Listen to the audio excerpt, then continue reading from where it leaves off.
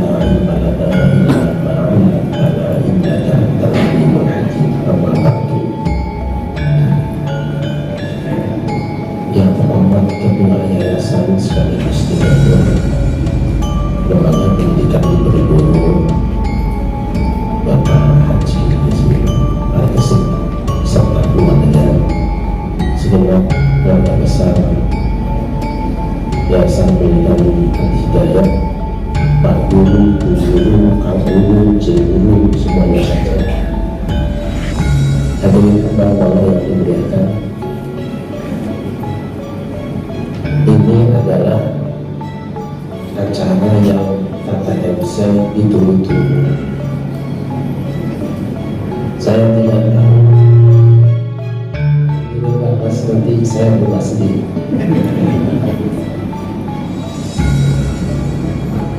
Apakah ditunggu-tunggu karena setelahnya ada makan atau yang lain? Jadi di malam main voli saya umpan spesial di luar.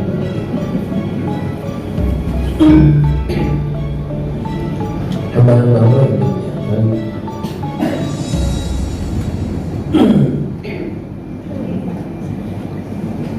ada satu hadis yang sering kita dengar, man kanat indahu mazlimatun li akhihi falyatahallal al-yawm. Siapa yang pernah melakukan pelanggaran terhadap saudaranya, hendaknya dia meminta dihalalkan hari ini. Falyatahallal al-yawm.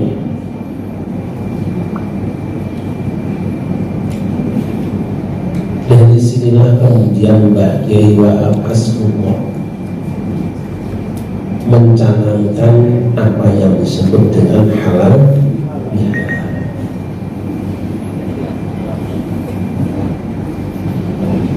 Karena apa? Jika kita pernah melakukan kesalahan kepada orang lain, lalu di dunia belum sempat diselesaikan, nanti akan ada proses penyelesaiannya di akhirat. Kebaikan yang salah dipindahkan kepada yang disakitinya. Setelah habis kebaikannya, maka dosa-dosa orang yang disakiti pindah kepada dia. Akhirnya meskipun ahli ibadah, meskipun tukang wiridan, meskipun tukang ceramah, kalau di ceramahnya ngejelekin orang, masuk neraka. Kan sekarang musim di Indonesia itu yang digemari yang bisa mencaci maki. Ini kata orang, saya kan sering dengar itu kan. Oleh karena itu, mari sama-sama mumpung lagi musim hari ini, kita semua jangan malu-malu minta maaf. Mumpung lagi ada teman, mumpung lagi ada teman. Orang yang pernah melakukan kesalahan pada orang lain dan belum dihalalkan, terganjal masuk surganya. Nah sebaliknya, artinya apa? Orang yang punya kesalahan kepada orang lain dan belum dimaafkan oleh orang yang dilukainya, tidak diampuni Allah. Umpamanya 2019 ada orang yang benci Jokowi. Di sini ada pendukung Prabowo nggak? Banyak. Semua hari-harinya dipenuhi dengan wiridan anti Jokowi. Asal kirim WA dari orang yang nyerang Jokowi di-share, diriwayatkan oleh yang lain. Tapi kalau isinya itu memuji Prabowo, mencaci Prabowo, langsung delete. Sebaliknya pendukung Prabowo, pendukung Jokowi, kalau ada berita yang menyerang Jokowi, delete.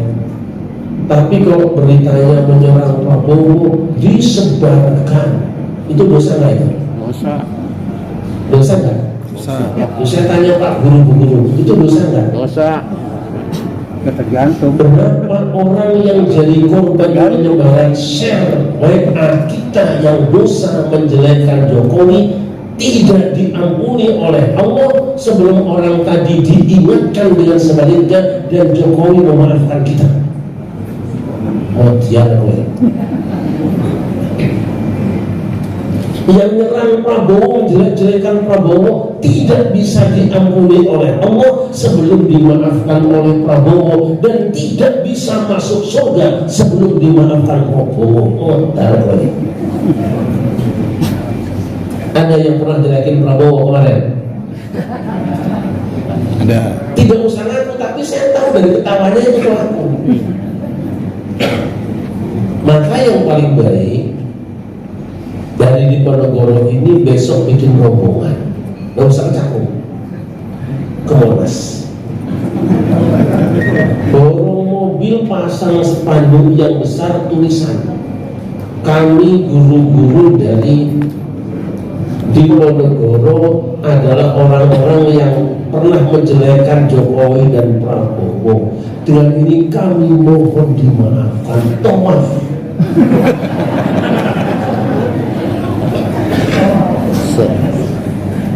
Lalu ketua yayasan ngacem, kalau tidak dimaafkan saya bakar. Nah, itu sama deh. Sallallahu Muhammad. Jadi hari ini jangan malu-malu, jangan makan dulu sebelum salaman. Setuju ya? Setuju. Kecuali saya. Saya kan tidak urusan. Saya makan dulu baru salaman. Sebaliknya, ini jam 10:30 kalau sudah selesai. Ini masih ada random dari saya jam 11. Makin jam 11. Kayaknya aslinya jam 10:30 sudah selesai. Nah, kan? Sebaliknya kalau panjenengan pernah disakiti orang lain, maafkan. Karena begitu engkau tidak memaafkan dia, maka terganjal dia masuk surga. Begitu panjenengan kasih maaf, berarti menyerahkan kunci surga. Masya Allah. Hamba, jika engkau ada orang tua mungkin punya anak, dalam mimpimu engkau ingin agar supaya kamu anak yang soleh dan solehah senantiasa berbuat baik padamu, tetapi ada kalanya anak mengecewakan kamu, maafkan dia sebab dia adalah hari depanmu. Jika berat hatimu memaafkan dia, kenang kembali kisah Nabi Yusuf dengan Nabi Yakub dalam Al-Quran. Yusuf dibuang oleh saudara-saudaranya, namanya anak paling ganteng. Namanya anak paling ganteng, biasanya orang tua juga walaupun tidak jujur kadang-kadang agak berat sebelah ya. Kalau ibu-ibu punya anak perawan dua, yang satu jelek, yang satu cantik, yang suruh beli garam yang mana? Jelek. Ya, jelek. Tapi kalau suruh ketemu ketua yayasan yang mana? Dan lama-lama dirasake sama saudara-saudara Yusuf. Yusuf pun ahabu ila abina minna wa nahnu wasbahin abana fi dhalim bin Yusuf.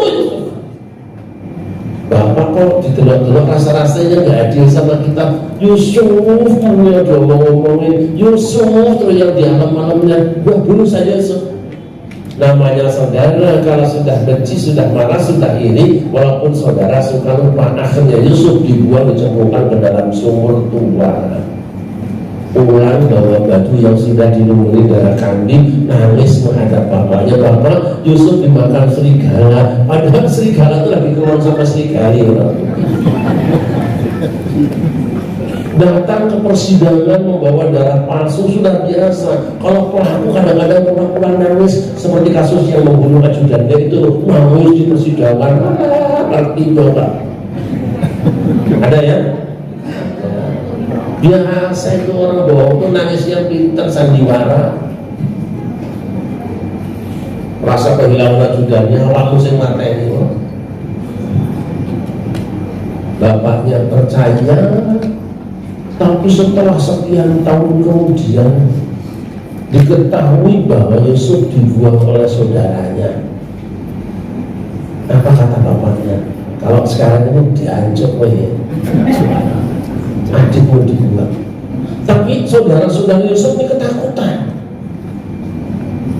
Ya Abu Nasakulan Fatwayana Indah Kuna Khatiin. Wahai bapak kami, maafkan dan mohonkan ampun untuk dosa-dosa kami salah bapak, aku salah. Yang namanya orang potek gauri itu orang tekopati ini tetap dimaafkan. Nah, kamu bukan cuma aku maafkan, Sawfa astaghfirullakum rabbi innahu huwal ghafurur rahim. Aku akan mintakan ampun kepada Allah untuk dosa-dosaku. Dia walaupun penyayang. Wong tua lahir aisan, kata orang Sunda mah. Apa lahir aisan teh? Panjang kanya anak. Gede pengapuran, namanya orang tua kan gede pengapurannya pada pengapuran nggak begitu boleh.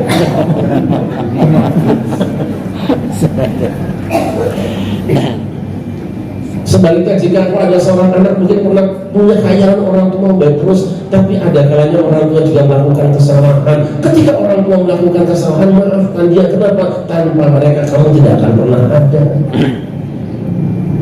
Jika berat hatimu memaafkan orang tuamu, kenang kembali kisah Nabi Ibrahim dalam Al-Quran. Ibrahim itu anak dirut BUMN, Badan Usaha Milik Namrud. Dia menjadi seorang dai, akhirnya di-PHK dan diusir bapaknya. Kata bapaknya apa? La illam tantahi arjumannaka wahjurni maliyya. Kalau kamu tidak menghentikan omonganmu, ocehanmu, hai Ibrahim, akan kuusir kamu atau kurajam kamu. Bapaknya kafir, bapaknya kasar, bapaknya musir. Apa tidak anak-anaknya? Apa boleh kasar? La sawfa astaghfirullakum bi innahu kana bihafiyan. Apa kata Ibrahim? Salamun alaihi sa'astaghfiru rabbi innahu kana bi hafiya. Salam sejahtera untukmu wahai ayahku, aku akan mohonkan ampun untukmu kepada Tuhanku, dia baik padaku. Kasarnya orang tua, kafirnya orang tua, musirnya orang tua tidak membuka pintu anak boleh kasar pada orang tuanya, tetap dimaafkan. Jika kau seorang anak, mungkin kau punya saudara, beda dengan namanya saudara itu aku rukun dan baik terus, tapi ada kalanya saudaramu menyakiti hati kamu. Kalau itu terjadi, maafkan, sebab itu darah dagingmu. Kalau kamu mati, tetangga paling-paling itu pas tahlilan pura-pura nangis karena ada berkatnya, saudaramu nangis beneran di kuburannya. Jika berat hatimu memaafkan saudaramu, kenang kembali kisah Yusuf dan saudara-saudaranya. Saudaranya yang membuang dia ke dalam sumur. Setelah di sumur kemudian diambil sama pedagang. Yang namanya pedagang apa saja bisa dijual. Sekolahan juga bisa jadi industri dagangan. Makanya banyak sekolahan yang mahal-mahal. Anak yatim bisa dijual, semua bisa dijual. Yusuf pun dijual ke kerajaan, namanya pedagang.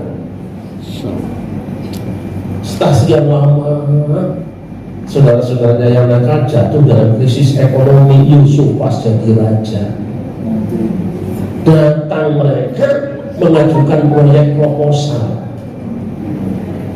Yusuf kenal dengan mereka, mereka tidak kenal Yusuf. Kenapa Yusuf kenal dengan mereka? Yusuf itu tahu karena wajah mereka itu masih seperti yang dulu, desa nggak ada perubahan. Makanya kalau panjenengan dibilang kok masih seperti yang dulu, maksudnya apa? Weh kiri kok nggak berubah. Jangan pede masih awet muda.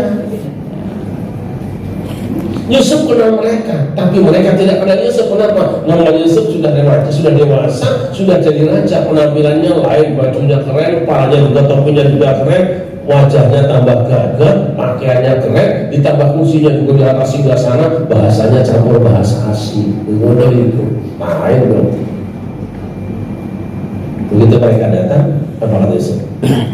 Ma fa'altum bi Yusuf wa akhihi id antum jahilun.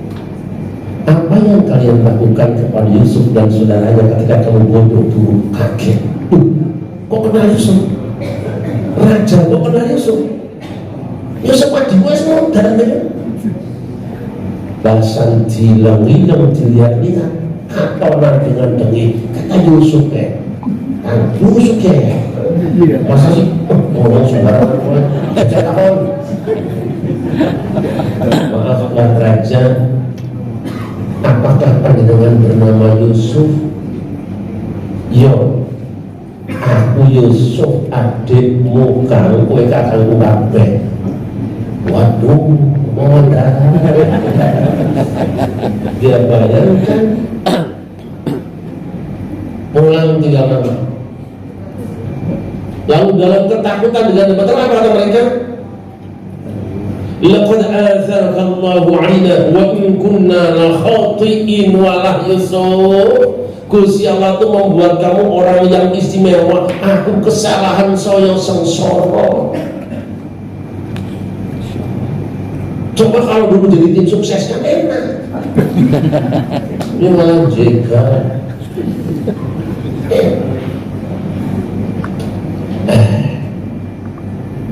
Yusuf bisa saja mengatakan, wahai para penjaga, tangkap orang-orang ini, masukkan penjara. Minggu depan aku mereka sudah mati semua. Aku buat dia wajah mereka. Bisa apa dia? Bisa. Tapi apakah dia sebut? La tasribu alaikumul yawm yaghfirullahu lakum wa huwa arhamur rahimin. Kan sudah tidak ada masalah lagi hari ini di antara kita. Bahagiaku hari ini bertemu denganmu, telah menghapuskan semua penderitaan yang pernah kau berikan padaku. Yuk kan sini. Masya Allah. Bagaimana kalau kita?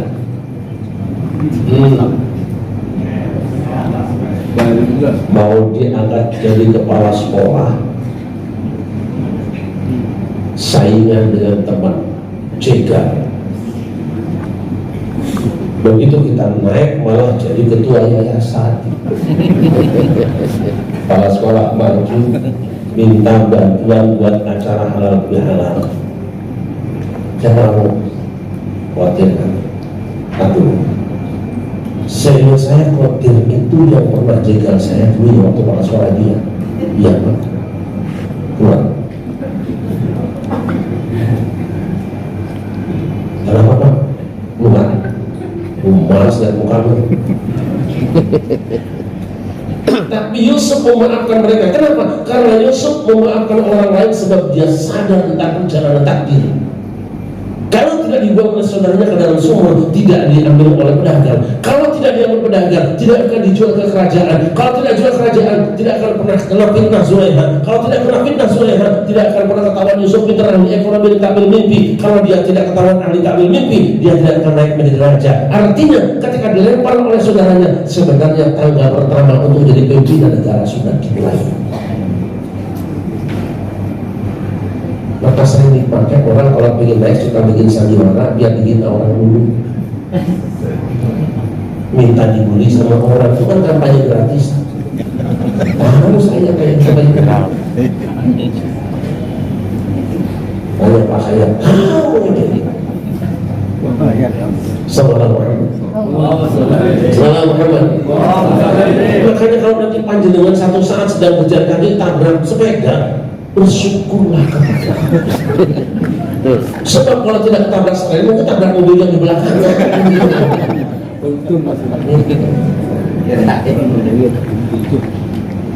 Dan kalau panjenengan punya istri cerewet, bersyukurlah. Sebab kalau tidak punya istri cerewet, yang punya guru yang banyak.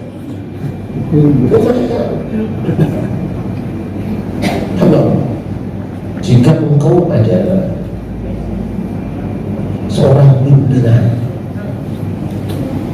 punya wakil di bawahnya, kau pasti ingin menjadi orang yang baik semuanya. Tapi ada kalanya wakil kepala sekolahnya, gurunya, wali kelasnya melakukan satu tindakan yang mengecewakan hatimu, maafkan dia. Bisa jadi bukan karena keinginannya atau karena ada sesuatu yang membuatnya demikian. Jika berat hati memaafkan dia, kenang kembali kanjeng Nabi Musa dengan Nabi Harun. Musa diundang lokakarya oleh Allah Subhanahu wa Ta'ala selama 30 hari. Tahun-tahun 30 hari tidak selesai, adakan perpanjangan 40 hari. Disempurnakan 40 hari. Perpanjangan waktu ini tidak sempat WA, tidak bisa ngabari. Terjadilah fitnah di dalam negeri. Wapresnya, wakil kepala sekolahnya nggak berdaya melihat kaumnya yang menyembah patung anak sapi. Musa pulang, waduh, ini lagi pada iktikaf di depan televisi semua, Masya Allah, nonton patung sapi, jambak kepalanya, tarik jenggotnya. Makanya aku nggak pakai cuma takut tarik.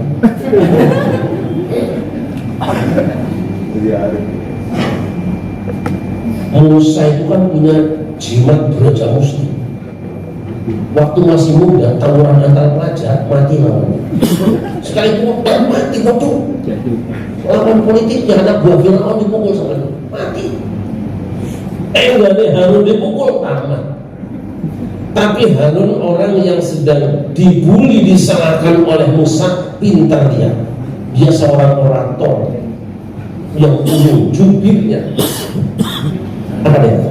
Ya minna umma innal qawma stad'afuni wa kadu yaqtuluni wa la tushrik bil a'da wa la taj'alni fil qawmi dhalimin. Ya minna umma, wahai anak ibuku. Karena Harun adalah anak bibinya Musa, anak paman. Ya minna umma, wahai anak ibuku. Kata pertama cek. Ya, pilihan kata yang indah. Enggak, dia harus bilang, wahai Musa. Oh, enggak. Wahai anak ibuku. Dilengketkan Musa dengan rahim ibunya, karena Musa orang yang sangat santun dengan ibunya, karena ibunya Musa orang yang sangat patuh dengan wahyu Allah. Turun seketika emosinya sesak. Innal qawma stad'afuni, wahai anak ibuku, kaum kita telah mengancamku dan hampir membunuh aku. Aku tidak berdaya mengingatkan mereka. Mendengar ucapan Harun yang begitu indah dan menusuk hatinya, apa tindakan Musa? Jadi mukul? Tidak. Turun tangannya, Musa tengahnya. Rabbi firli wa li akhi wa adkhilna fi rahmatih wa anta arhamur rahim. Tuhan, ampuni aku dan saudaraku ini, gabungkan dan masukkan kami berdua di dalam kasih sayang-Mu. Tawuran berakhir dengan doa bersama, persis di Senayan.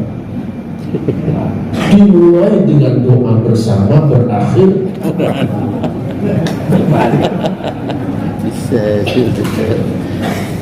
sebab tidak ada yang bisa memilihkan kata-kata yang indah. Dimaafkan oleh Musa.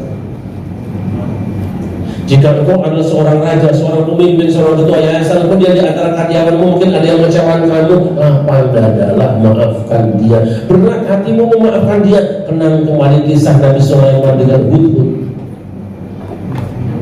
Sulaiman sedang upacara, dalam upacara ada satu tempat yang kosong. Maliyana al-Hudhud am kana min al-ghaibin. Aku tidak melihat Hudhud. Apakah dia termasuk yang gaib? La u'adzibannahu 'adaban syadidan aw la adbahannahu aw la ya'tiyanni bi sultanin mubin. Aku akan hukum dia dengan hukum yang berat, atau aku sembelih dia, atau dia datang dengan alasan yang aku terima. Ada peraturan ancaman tegas dari Sulaiman apa? Jika ada karyawan dia yang datang setelah dia sebagai ketua yayasannya, dihukum berat. Sampai disembelih ancamannya. Ini ada nggak yang datangnya setelah ketua yayasan?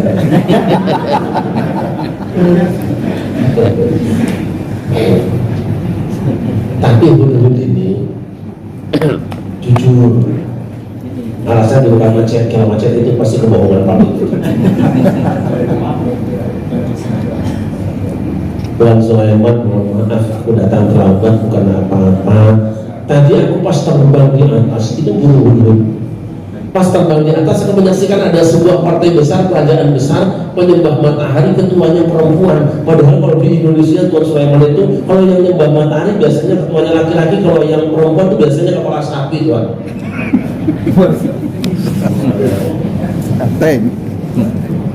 Sulaiman melihat ini proyek pahala ini. Ini lahan dakwah ini. Sulaiman bukan cuma memaafkan, tapi menaikkan jabatan Hudhud menjadi diplomat asing. Yang tadinya cuma ya sekedar memain adro lagi-lagi. Namanya burung kan, pergi pagi pulang petang kerjanya cuma nyanyi-nyanyi doang kan, ya cuma manggung kok. Makanya hati-hati sama penyanyi dangdut, jangan suka dihina. Mungkin dia bisa bikin partai politik satu saat walaupun nggak masuk Senayan.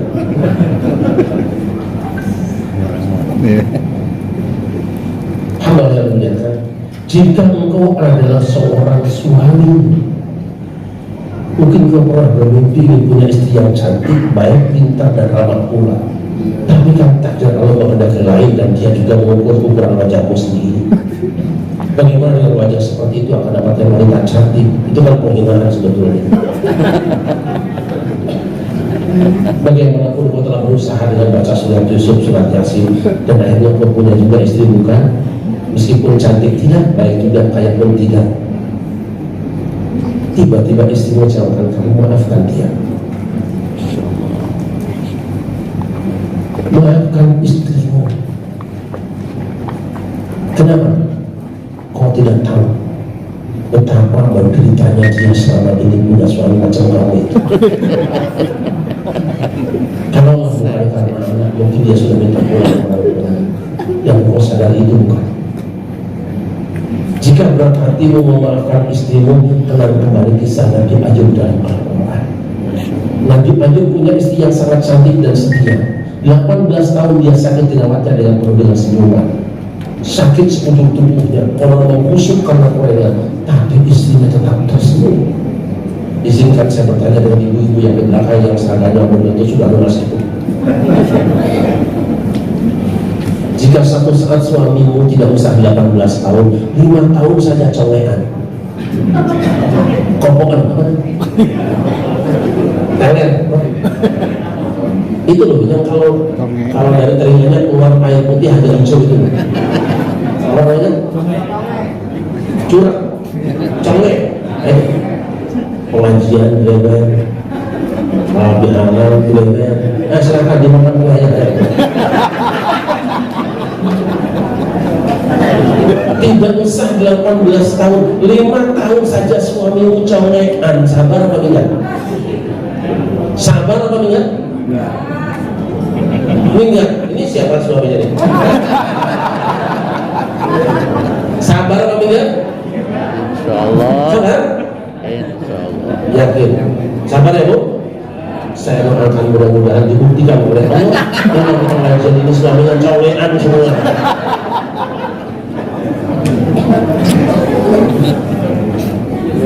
Sampai pada akhirnya Ayub dikecewakan. Karena apa? Dia menjual barang kesayangannya. Wis ngomong ati pon. Kowe iki piye to? Lah iki barang nyoko malah didono kowe sih, anu ngatur kowe lah. Iki basane pangpen jual tangane Pak Buya tak perlu kesini. Biar penjol sini pendek gepeng itu liwat lah. Perlu kabeh ngomong sih ya. Iya betul Pak. Nah sekarang temannya Sarmidi gue ya. Dia kecewa dengan barang kesayangannya yang dijual oleh istrinya, padahal sang istri menjual untuk beli obat dia. Mas, aku jual itu untuk obat panjenengan Mas. Aku bersumpah wahai istriku, jika satu saat kau berikan kesembuhan aku dari sakitku, ku cambuk engkau sebanyak 100 kali. Dari hati. Awal dengar sumpahnya, Ayub pun sembuh dari sakitnya. Tetapi setelah sembuh sakitnya, Ayub bukan mencambuk istrinya, malah manggil ke hadapannya, Cahayu Mreneo. Ayah naon kang kadir lah. 18 tahun akan pakai masker, sekarang ya saatnya keramas. Baru saja dipanggil, datang panggilan Allah. Ayub tahan. Buatan apa Gusti? Jangan kamu sentuh istrimu sebelum kamu laksanakan sumpahmu. Sumpah nopo Gusti, jangan pura-pura lupa seperti yang di Senayan aja.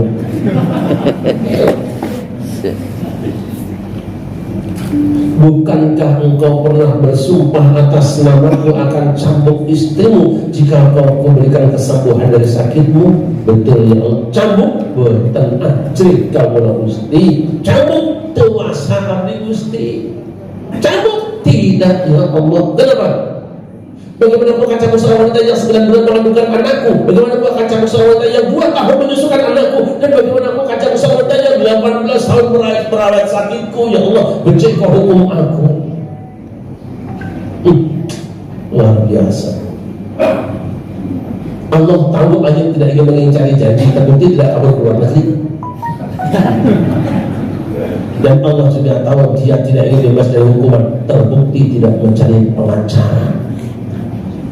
Tapi Allah tahu Ayub begitu asik dengan istrinya. Yuk, aku tahu hatimu. Jane kowe yo wedi karo aku, nek ngasih karo bojomu sekarang aku berikan SP3. Bahwa biyadika tiflan fadrib bihi wa la ta'nas inna wajadnahu sabiran ni'mal 'abdu innahu awwab.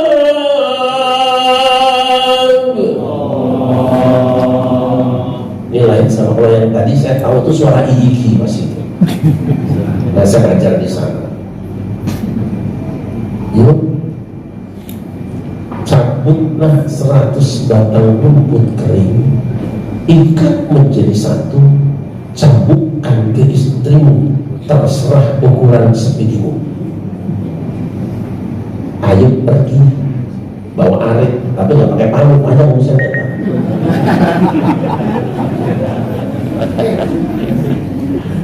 Pulang bawa 100 batang rumput kering, bilang sama istrinya, sayang, maafkan aku ya sayang, kamu akan kucambuk dengan rumput kering ini. Perintah Allah, mas, perintah Allah. Demi karirmu di hadapan Allah, mas, demi karirmu di hadapan dia, mas. Jika benar ini perintah Allah, jangankan cuma kau cambuk aku dengan 100 batang rumput kering ini, kau cabut nyawaku, ku persembahkan demi cintamu padamu. Masya Allah, indahnya rumah tangga karena tidak saling menjelekkan, melemah-lemahkan. Kita kodok-kodok enggak. Alamak, mas tahu mas pada beli motor, nyokap becak lagi masalah. Yes. Kenapa Ayub memaafkan istrinya? Karena Ayub tahu betapa menderita menjadi istri. Saya ngerti, dia sudah punya anak. Waktu hamil capek atau tidak? Saat melahirkan capek apa tidak? Saat menyusukan capek apa tidak? Kapok apa tidak?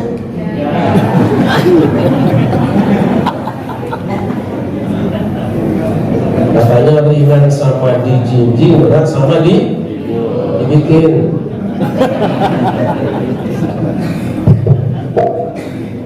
Lanjut. Wah, berat sekali.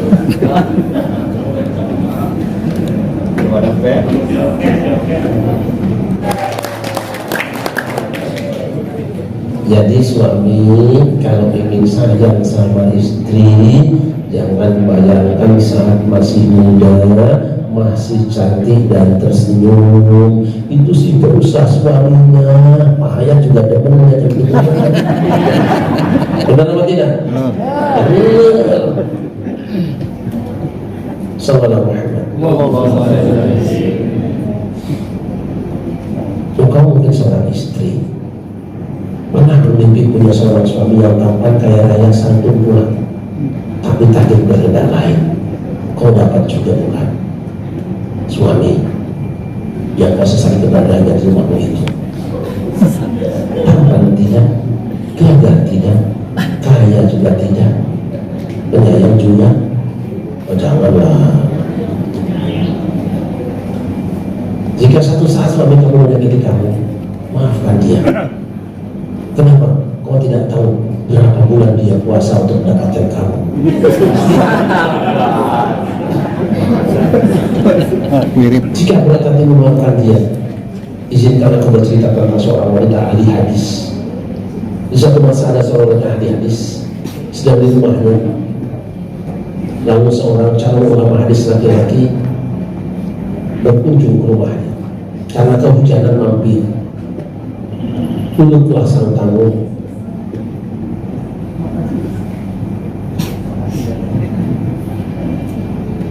Tidak lama kemudian datanglah seorang laki-laki berbadan pendek, hidung pesek, atas dan bawah,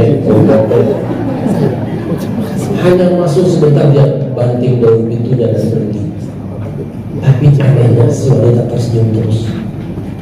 Si calon ahli hadis bertanya, "Nah, boleh saya tanya?" "Boleh, Mas."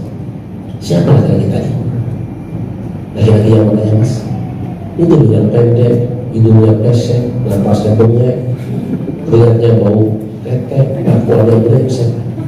Yang mana? Yang tadi yang pergi bagi pintu itu, oh itu orang yang paling aku cintai. Maksud mbak, itu suamiku. Masya Allah. Saya yakin mbak lah manusia paling menderita di dunia. Kenapa? Mbak cantik, ramah, pintar.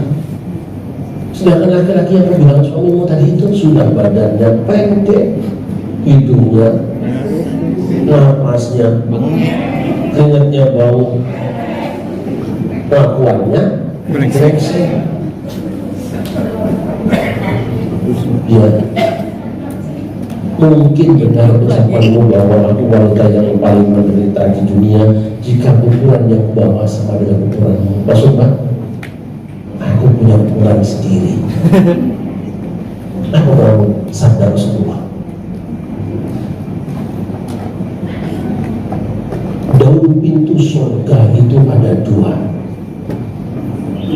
Yang satu pintu syukur, yang satu pintu sabar. Aku telah dijadikan kamu anak orang kaya, berwajah cantik, pintar, kurang. Aku bersyukur kepada Allah. Berarti separuh daun pintu surga sudah ada di hadapanmu. Aku bertanya kepada Allah berhari-hari, bertahun-tahun, di mana aku dapatkan pintu yang separuh lagi?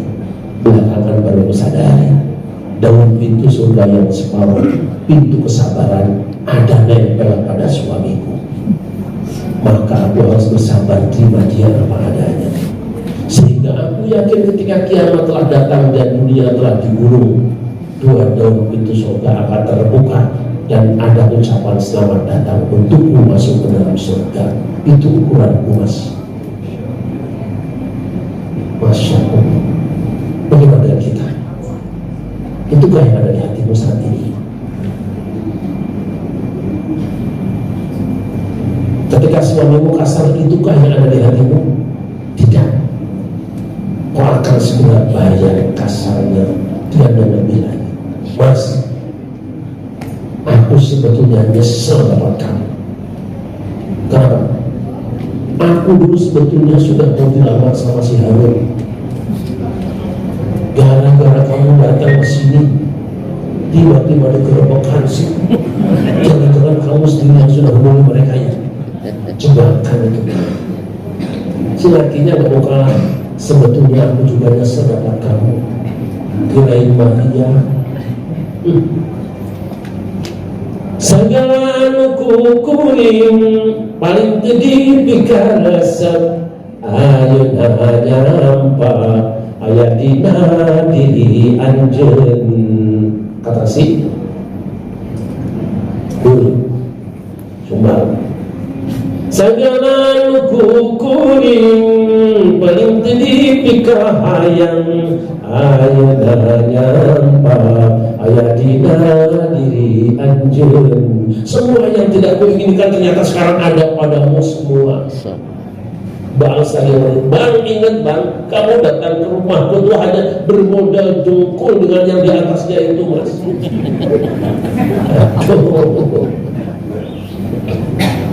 Allah, rumah tangga akan menjadi indah jika hati suami istri selalu melihat betapa menderitanya yang sebelah melayani. Jangan berhayal aku cantiknya muda, kok juga sudah tidak tampan lagi muda. Wanita jangan berhayal suami yang datang dulu. Enak saja mau bilang dulu suamiku kan gantengnya kayak bulan purnama, sekarang kayak hutan belantara. Jangan begitu.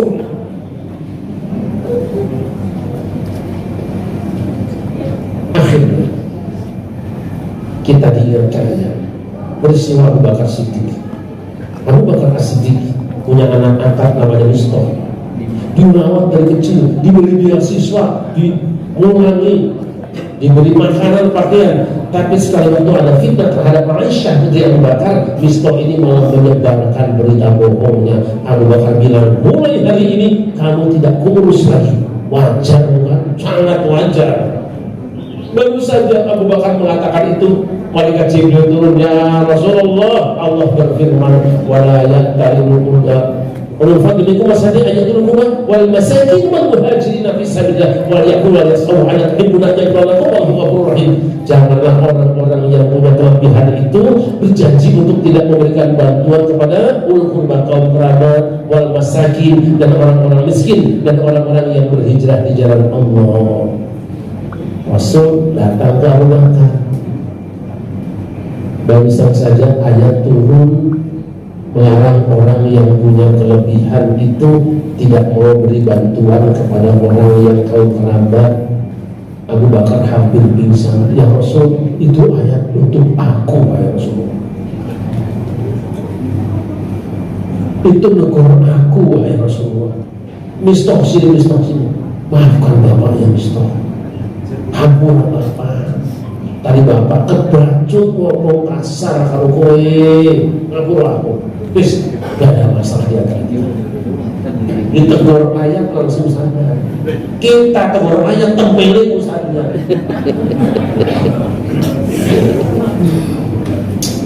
Allah katakan ma'yafu wa yasfahu, hendaknya dia memaafkan dan melapang dada. Ala tuhibbuna ayyafirallahu lakum, apakah kamu tidak ingin diampuni Allah? Seakan Allah mengatakan orang yang tidak memaafkan orang lain tidak akan dimaafkan oleh Allah. Sombong, afuwan ghafura, Allah Maha Pemaaf dan Pengampun, musuh hambanya tidak mengampuni sesamanya. Akhirnya wasari'u ila maghfiratin min rabbikum wa jannatin 'arduha as-samawati wal ardu 'iddat lil muttaqin. Bergegaslah kamu semua menuju ampunan Tuhanmu yang direct langsung kepada surganya, dijanjikan pada orang-orang yang bertakwa. Siapa mereka? Alladzina yunfiquna fis sarra'i wad dharra, yang senantiasa berinfak dalam keadaan lapang maupun sempit, wal kadhibina al-ghaidha, dan menahan amarah, wal 'afina 'anil nas, dan orang-orang yang memaafkan orang lain, memaafkan kesalahan orang lain. Hamba Allah yang memuliakan, kita puasa supaya jadi apa? La'allakum puasa 1 bulan lamanya, berat laparnya, susah bangun sahurnya, semua ibadah itu supaya kita menjadi orang bertakwa. Tahu nggak kita ada jembatan yang paling cepat sampai ketakwaan? Apa itu? Wa anta'fu aqrabu lit-taqwa, memaafkan orang lain lebih dekat kepada ketakwaan. Tidak nunggu 1 bulan, 1 detik kau memaafkan orang lain, saat itu kau raih ketakwaan. Terima kasih. Hasbunallahu wa ni'mal wakil. Wassalamualaikum warahmatullahi wabarakatuh. Waalaikumsalam.